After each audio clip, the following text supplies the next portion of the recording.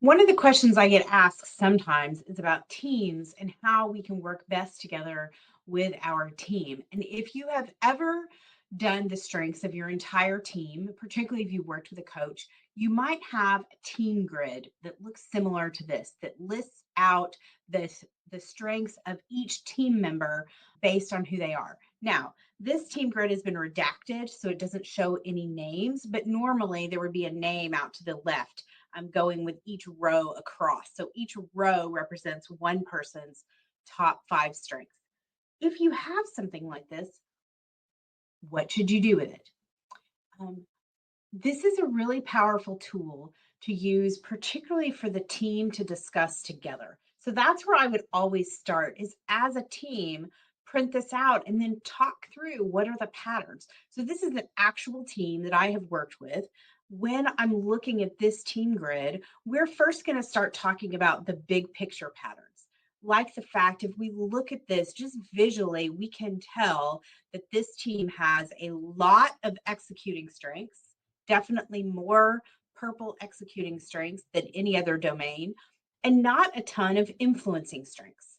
So, this is going to be a team that is going to be really good at making things happen and getting things done, but is probably not going to be very externally focused and getting other people to see what they're doing. I can tell you this is an administrative leadership team of a hospital. So that makes a lot of sense to me. When we see this, we can see where these patterns of strengths make a big difference for that team. We can get in here and we can look a little closer at some of the patterns and see what are the other things that we notice. So, for instance, if we look at strategic thinking, we can see this is definitely a team that thinks. Most people on the team, not all, but most people have at least one thinking theme. But the theme that shows up the most is learner. So 6 out of 15 total people, almost half of them have learner. So we're going to talk about what does that mean about this team? That this team is focused on learning, that they really like to pay attention to learning new things and to whether something is new to the team. What are the strengths that really show up in multiple people and therefore are going to kind of push the whole team in a direction? And are there any strengths that we don't have at all, that don't show up, that we might be missing?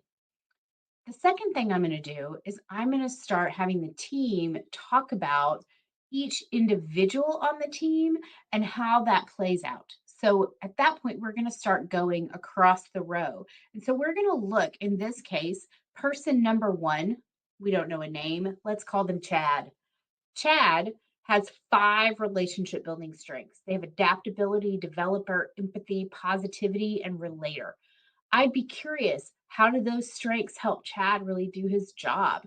How does the rest of the team respond when they look at that and go, wow, Chad has 5 relationship building strengths. How do we really see him using those relationship building strengths in our team? How does that play out? What sort of informal role does he take on the team? Does he tend to be someone who pulls people together and helps people understand how others are feeling and how things are going on? If he's a developer, does he take on a mentoring role? And if not, are those areas where Chad has more to give to the team? So those are the first things I'm going to do with the team grid is I'm going to look at big picture patterns for the team, and then I'm going to look at individuals across. Now, as a coach, I'm going to go a lot deeper than that with a team that I'm working with. I have a whole worksheet that we're going to do around the team grid and really trying to dig in to see how do our strengths influence how we work together and how we collaborate. Where are there opportunities growing and for doing more? So, where on this team grid is there somebody with a strength that we really need as a team that we're not capitalizing on? How can we start to identify what some of those patterns are? So, if you have one of these team grids for your team that you supervise or are a part of, pull it out, look at it again. What can you learn? And as you go about your work, coming back to this again to look at it multiple times can continue that growth process and continue to think about how do we really operationalize these strengths as our team? How do we make our team better by coming back to this on a regular basis? Now, if your team does not have a team grid, or you haven't thought about this in a long time, I really recommend you think about gathering the strengths of your team and working with a coach or a trainer to really dig into what that looks like for your team, how you can collaborate better. If that's something you're interested in. So, if you have a team grid, pull it out. If you don't, let me know and let's talk about how you might go about getting this information and this data about your team.